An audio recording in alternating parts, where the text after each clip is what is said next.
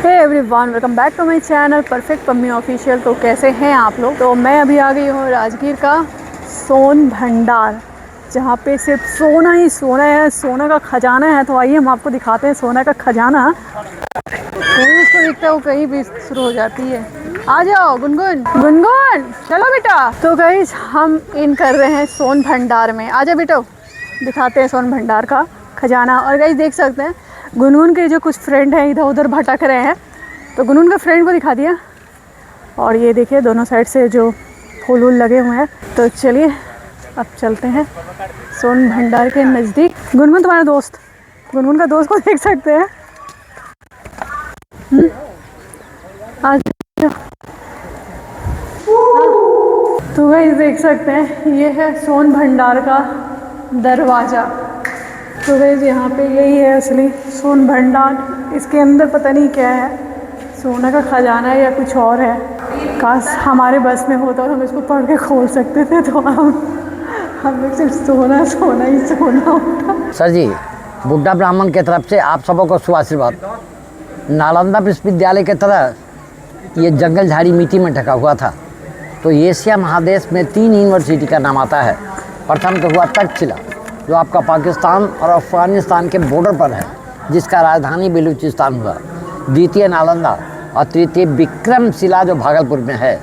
तो नालंदा में 2 चाइनीज विद्यार्थी थे, फाहियान और हुएनसंग साहब जब भारत भ्रमण यात्रा किए, तो उनके भारत भ्रमण यात्रा के रिपोर्ट पर यहाँ की खुदाई 1905 में लॉर्ड कनिंघम और मार्शल साहब ने करवाए। तो 2 गुफाएं मिली, ये पश्चिमी गुफा, इसके बगल में पूर्वी गुफा। अब इन 2 गुफाओं के बारे में इतिहास चला रहा है कि 2600 पूर्व राजगिरी मगध की राजधानी थी और मगध का राजा बिंबिसार थे। तो इस पश्चिमी गुफा को राजा बिंबिसार का भंडार खजाना माना गया है। अर्थात जंगला के सामने भीतर में एक दरवाजे का निशान है और दरवाजे के पीछे 3 मील की लंबी गुफा है, क्योंकि सोन का मतलब सुरंग होता है। तो उधर आपका गर्म जल का कुंड हुआ, तो गर्म जल कुंड के बगल से 565 सीढ़ी ऊपर पहाड़ चढ़ना पड़ता है। पहाड़ का नाम है व्यवहारगिरी। तो इस व्यवहारगिरी पहाड़ी के ऊपर में सप्तपर्णी गुफा है। तो सप्तपर्णी गुफा का अंडरग्राउंड रास्ता यहाँ तक बताया गया है। और ऐसा बहुत साहित्य में वर्णन है कि जब भगवान बुद्ध का महापरिनिर्वाण कुशीनगर में हुआ, महापरिनिर्वाण के 3 महीना बाद 500 भिक्षुओं का प्रथम बौद्ध महासंगीति सभा राजगिरी सप्तपर्णी गुफा के भीतर हुई। और बौद्धों की 3 धार्मिक पुस्तकें लिखी गई, सुत्त पिटक, विनय पिटक और अभिधाम, मतलब त्रिपिटक। लेकिन ऐसी किंवदंतियाँ हैं कि उस समय मगध का राजा बिंबिसार थे, तो राजा बिंबिसार का गुप्त भंडार खजाना छिपा हुआ है। दरवाज़ा बंद रहने का कारण है कि बिंबिसार का बेटा अजातशत्रु पैसे के लालच में अपने पिता को कैद कर कारागार में बंद कर जब तड़पा कर मरवा डाला, तो राजा बिंबिसार की पत्नी जो थी कौशल्या, गुस्से में आकर खजाना जैन मुनि गौतम स्वामी को सौंप गए। लेकिन वो तो साधु थे, धन का ज़रूरत था नहीं। वो इसी गुफा के भीतर रखकर ऊपर से पत्थर का दरवाज़ा बंद कर कई एक जगह लिपि लिख दिए कि लिपि जो विद्वान पढ़ेंगे तो वो दरवाज़ा आप पे आप खुल जाएगी। लेकिन सर जी, लिपि किसी ने पढ़ा नहीं। जब ब्रिटिश का समय आया तो सामने वाली जंगला से तोप लगाकर तोड़ना चाहा, टूटा नहीं, दरवाजे के ऊपर दाग होकर रह गया। भारत सरकार तोड़ने का कोई कोशिश किया नहीं, क्योंकि पहाड़ के भीतर गंधक लोहा फास्फोरस है, विस्फोटक पदार्थ है, और इससे टच होकर गर्म जल निकल रहा है। अगर इसे डायनामाइट से तोड़ा जाए, ब्लास्ट कर जाएगा, ज्वालामुखी फूटेगा, गर्म जल वगैरह बंद होने का उम्मीद है। तो बात रही कि आज हमारे क्या फॉरेनर्स वगैरह जो आ रहे हैं, वो तो गर्म जल और इन प्राचीन स्थलों के वजह से आ रहे हैं। तो फॉरेनर्स से भारत सरकार को एक तोहफा मिल रही है, वो डॉलर है, जिसके बदौलत विदेशों से संपर्क चल रहा है, ये बंद हो जाएगी। इसलिए 1904-5 में लॉर्ड कर्जन, जो ब्रिटिश टाइम में गवर्नर थे, वो ऐसा कानून बना दिए कि प्राचीन स्थल को नष्ट कर सकते हैं। नष्ट करने वाले को 5,000 रुपया जुर्माना और 6 महीना कारागार भोगना पड़ेगा। अब चलिए इसके भीतर में दरवाज़ा, लिपि और वो जैन साधु का प्रतिमा वगैरह। तो गाइस हम मेरे बाबा को लेके आए हैं, हमें सोन भंडार के दरवाजे के बारे में बताएंगे। मैंने बाहर में जो कहानी सुनाई है वो इसी दरवाजे के संबंध में, दरवाजे का निशान है। हाँ। इसी दरवाजे के पीछे किंवदंतियाँ हैं कि राजा बिंबिसार का खजाना छिपा हुआ है। तो खजाना समझकर ब्रिटिश सरकार ने जंगला से तोप लगाया, लेकिन टूटा नहीं, यह दाग भूखा रह गया। अब ये दरवाज़ा खुलने का एक तरीका लिपि माना जा रहा है।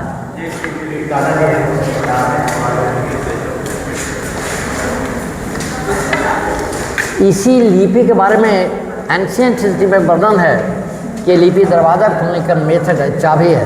तो लिपि किसी ने पढ़ा नहीं, शंख लिपि नाम से जाना जाता है, क्योंकि इसमें कुछ अल्फ़ाबेट्स ऐसे हैं जो कि शंख आकार का मिल रहा है। तो प्राचीन ज़माने में जितनी पुस्तकें होती थी वो नालंदा लाइब्रेरी में रखी जाती थी, लेकिन जब 1199 में बख्तियार खिलजी का नालंदा यूनिवर्सिटी पर आक्रमण हुआ, वो तो आग लगा दिए और 6 महीना वहाँ जलता रहा।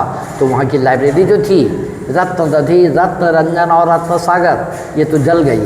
उन भाषाओं में शंख लिपि का आज तक पढ़ाई हुआ नहीं। इधर आइए। जब यहाँ से राजधानी बदलकर पाटलिपुत्र चली गई पटना, और कालांतर में गुफाएं खाली पड़ गई, तो 1700 पूर्व जैन मुनि भैरव देव यहाँ से जैन धर्म प्रचार का वर्कर स्टार्ट किए, और वो यहाँ के पत्थरों पर जैन तीर्थंकरों का मूर्ति खुलवाए। तो देखिए माथे का चिन्ह, पूरे बॉडी का निशान, सिंह का चिन्ह, भगवान महाविष्णु का प्रतिमा है। नीचे में 1.5 फीट गड्ढा हुआ, इस पे पारसनाथ, और ऊपर में आदिनाथ का मूर्ति था कीमती पत्थर का। इसे निकालकर भारत सरकार ने नालंदा म्यूजियम में रखा।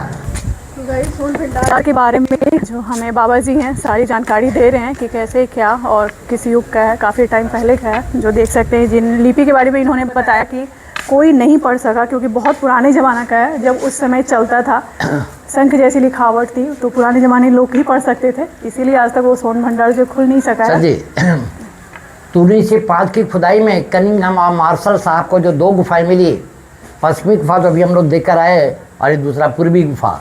ये पूर्वी गुफा 2 तल्ले का प्राचीन जैन मंदिर मिला। तो फर्स्ट स्टोरी में 3 फीट की प्रतिमा थी, एक पत्थर में 4 मुख की। ऋषभदेव, अजीतनाथ, संभवनाथ और अभिनंदन स्वामी का। दुर्भाग्यवश 1934 में विराट भूकंप हुआ था। बिहार भूकंप में टूट जाने के बाद ऊपर वाली प्रतिमा को नालंदा म्यूजियम में रखी गई। वर्तमान रूप में जितनी भी प्राचीन प्रतिमाएं हैं, ये 2 संप्रदायों की प्रतिमा हैं, क्योंकि गुप्ता पीरियड में जैन धर्म में 2 भाग हुआ था, दिगंबर और श्वेतांबर। तो जब राजधानी बदलकर पाटलिपुत्र चली गई, गुफाएं खाली पड़ गई, तो मुनि भैरव देव स्वामी ने यहाँ के पत्थरों पर 2 संप्रदायों की जैन मूर्तियाँ खुदवाए।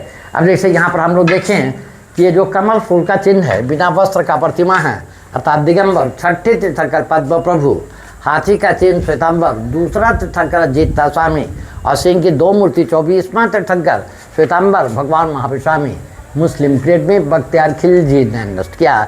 तो बुद्ध और भगवान महाविष्णु तो बिल्कुल समकालीन थे, और दोनों यहाँ विहार किए हैं। दोनों में 32 साल का डिफरेंस है। भगवान महाविष्णु 32 साल बड़े थे।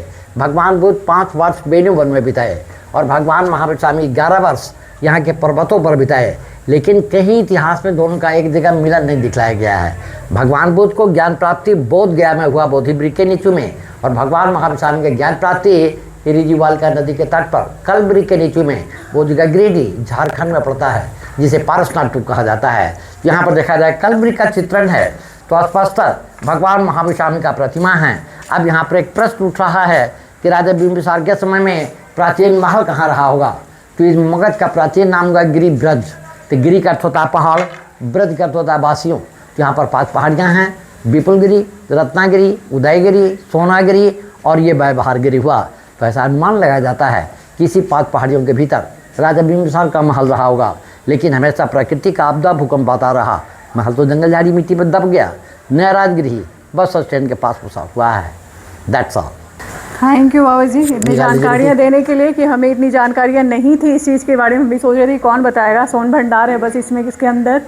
Thank you so much. तो गाइस हमने एक बाबा जी को लाया, भले उन्हें थोड़ा बहुत पैसे देने पड़ते हैं क्योंकि आपको उनकी जानकारी देंगे, और बुजुर्ग भी हैं, तो हमने उनको लाया कि हमें इनकी जानकारी मिलेगी, सोन भंडार की जानकारियाँ। तो हमें काफ़ी जानकारियाँ मिल गई हैं, और जो उन्होंने बताया कि जो लिपि लिखी गई है तो वो बहुत अनोन भाषा में है, जो बहुत पुराना टाइम में शंख की जैसा चलता था। तो वो जो कोई पढ़ ही नहीं सकता, उसको कोई रीड कर ही नहीं सकता, जिस वजह से कि जो दरवाज़ा ओपन हुआ ही नहीं। और उन्होंने सारी जानकारी आपको दे दी है। तो चलिए अब इस वीडियो को मैं यहीं पे एंड करती हूँ, और मिलती हूँ नेक्स्ट जगह नेक्स्ट वीडियो में। तब तक के लिए bye bye. Thank you for watching my video.